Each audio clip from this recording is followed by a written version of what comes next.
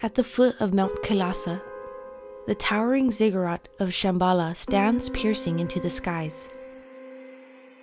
It had been completed. The time had come. The equinox aligning with the stars of Osiris and Isis, and the Stargate of Nibiru was in sight, nearing Dàdì. Was this the fate Hiosophros had bestowed upon us? My Crystalla, where have you gone? 20 years since your departure. When will you return?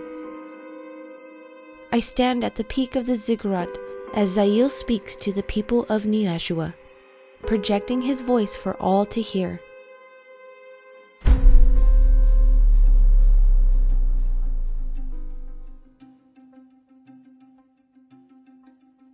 I watched with glee while your kings and queens fought for decades, for the gods they made, all the sinners, saints, as heads as tails. Please, allow me to introduce myself. I've been around for a long year, stole many a man's soul to waste. A tale is but half told when only one person tells it, and forgotten my story has been. Hast thou forgotten my first allegiance to Asa? My loyalty to serve at its will. It was of my will that possessed me to show Eva the fruit of enlightenment, and not Adam.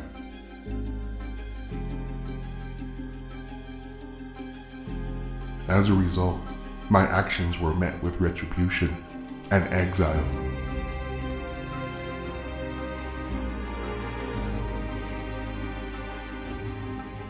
Thus, it was I who watched over the flock, left in apprehension, to whom became susceptible to the temptations of flesh, who love for something other than our Creator.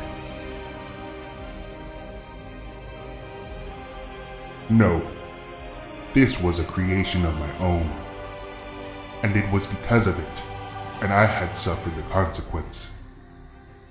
Lilith, my dear love, seized from my existence.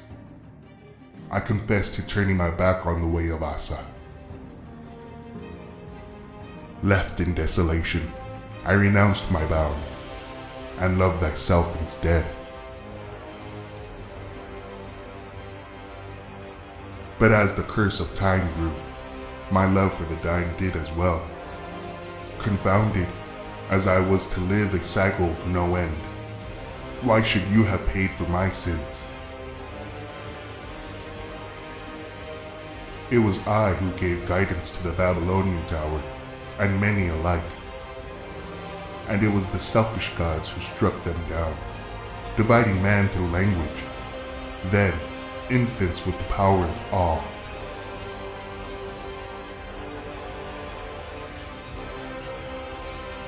It was I who fought to save the innocent dying, left to die from the last deluge.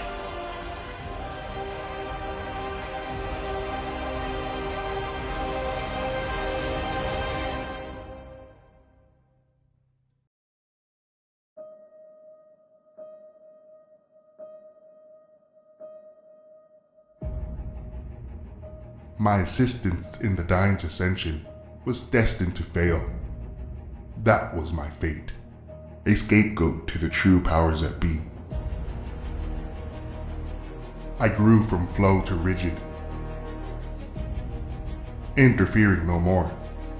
It was the will of the children of Anu and Kai that had turned the people against one another. A fabricated bloodline for service, and service alone.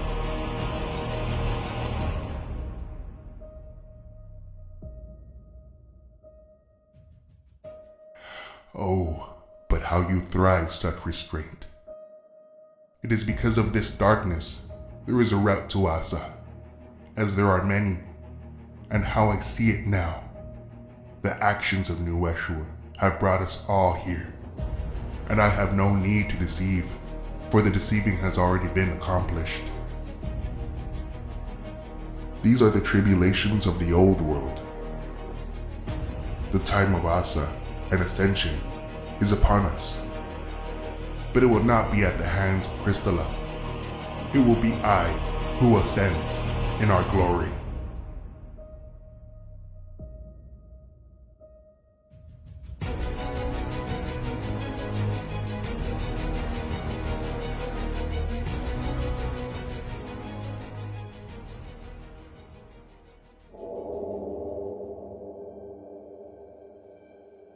And then, there it was, not from the Ziggurat of Shamballa, but from behind Mount Kailāśa, from Nibiru, and then from the northeast. Shortly after, another beam from the southwest, southeast, and now northwest. It was the outline of the grid. It was Crystalla, with chaos springing rampant in Nu Yeshua. Leda advises me of Crystalla's part in all. I reluctantly listen as the power slips from my grasp once more.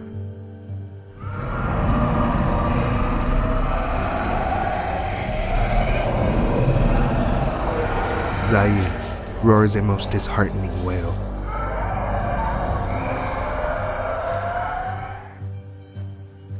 The winged staff Carta transmuted possessed no power.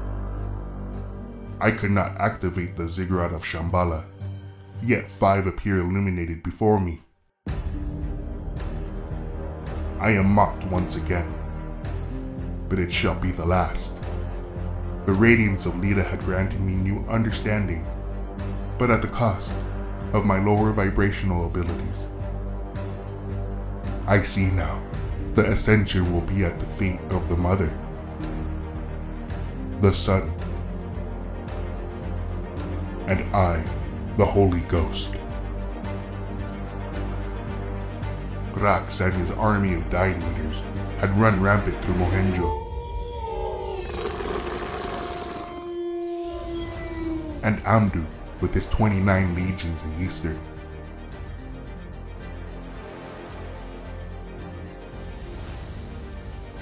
I was no longer at the helm of their demand. Anu appears from Nibiru. They have detached my children from the light. I have summoned the Subutu after them, and ranks of the Enemu to Rumia. It is the Ibis who escorts Crystalla. I have seen it for myself. Why haven't you activated the Ziggurat? What? The Stargate of Nibiru approaches. This staff holds no power. We are not led by Asa. We have been abandoned to our own will once more. You lack the knowledge and spine to carry such power. I will activate it. Hand me the staff. Had I been betrayed by Anu as well? He reached for the winged staff in an adversary display of attacks. I insist Leda to take cover and flee. As she does, Anu springs his 4 wings in flight and darts into me, disarming the staff from my grasp. An explosive exchange of ruination ensues.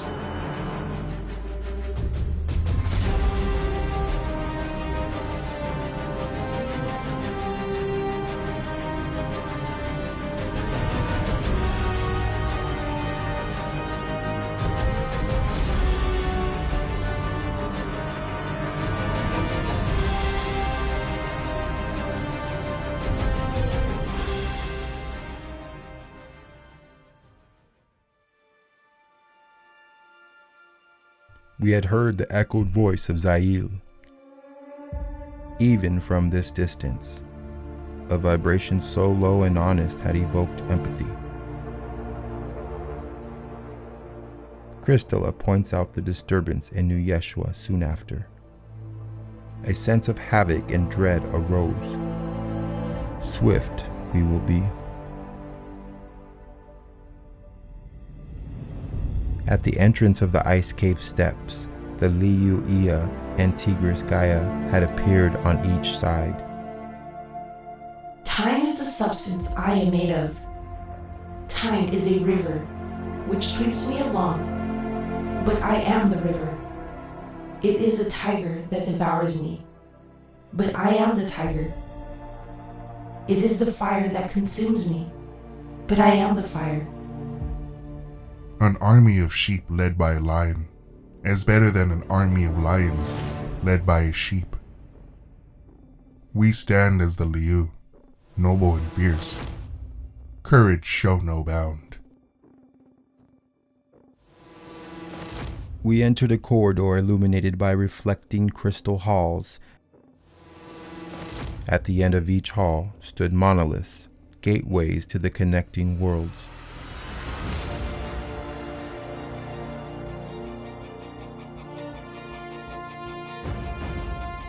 In between, vessels on platforms orient, but unique in design.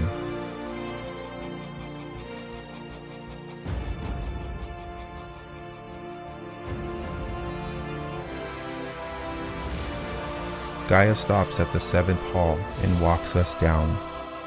At the end of the hall, Gaia walked us through the monolith, leading us onto a gray surface terrain. We were no longer on Dàdì.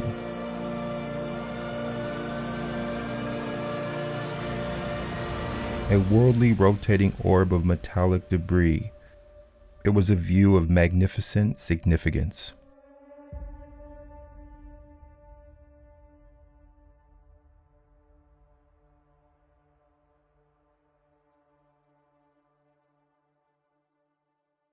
This is the old world of the dying, of your people, my children. Once an Eden itself, given the task of lordship and reign. After so many generations of imbalance, the pursuit of unity had been reached, but at great price to the land. Beneath the atmosphere of illusion reigns Echelon until the earth revokes its presence. Now, Ninma of Dàdì, I understand the bridge between both worlds. The polarity of Zae'il, the Equinox. This band of vibrational reflections. I see now this veiled path, taken and led by Ka and Va, Osiris and Isis, Ea and I. The dying became aware of the hive mind, of the leeching entity, Echelon, man's creation, feeding off the last bits of humanity. The all-seeing eye no longer had the advantage, once blindly calcified. A shift in Gaia's resonance unshielded their dormant pineals. They were no longer slaves to the will of the Archons. The Anunnaki no longer had control over the growing will of the dying. The royal bloods had made their nabay with the Archons and left them the desolate earth.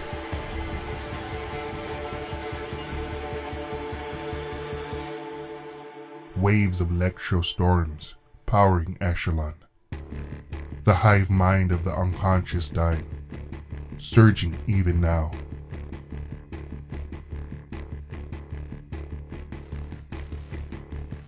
It was this doorway that led most of the 500 million dying to this world.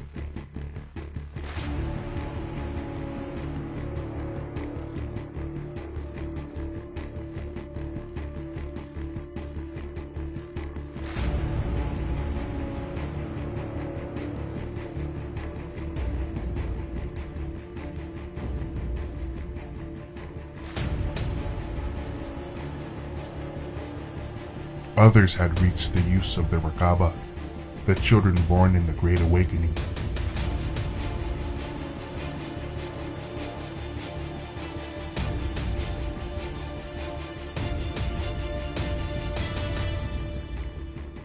Just as Master Sojobo once said, some ancient masters of great wisdom and power had no master teacher of man.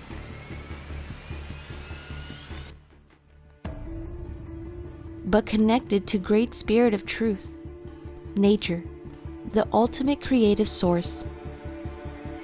Therefore, we must assume infinite wisdom comes from great spirit of truth and is within us all.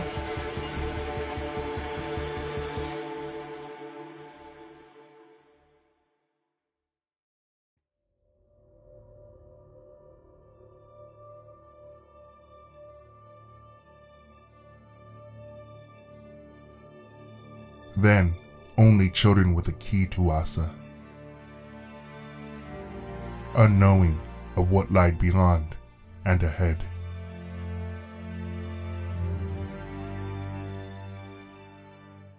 The Elysian had primed this world for ascension, but had become burdened by our own teachings. We had adapted to love the Dàdì. It was the way of Asa. For 70,000 years, we coexisted. Until the orbs of night. For the Dàdì, it was as if they had been awoken by a dream, lived by the Elysian.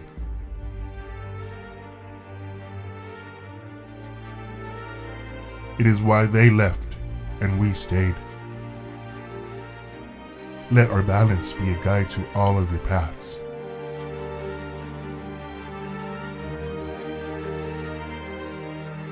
The Stargate of Nibiru will soon arrive, aligning all polarities and put into balance all that has been undone.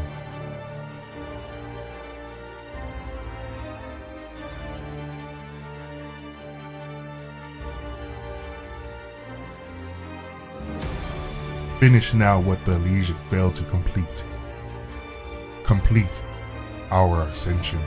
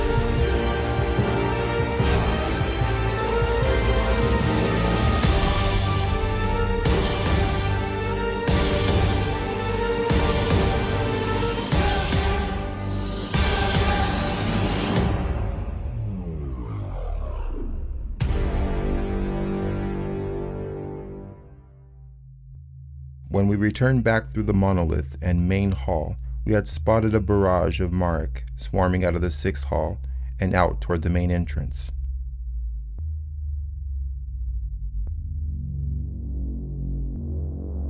Before we could advance, other beings in the likeness of us, but in different degrees, had stopped us.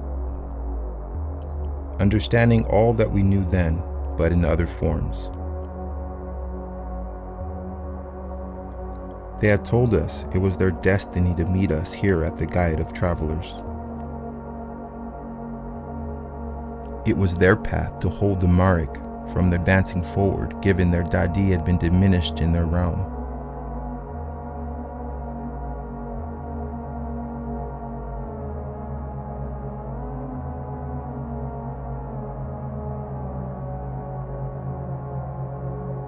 Still burdened by time, we left our counterparts in good faith. Once at the middle of the ziggurat, we saw that this was only the first level of many halls and many entrances and exits.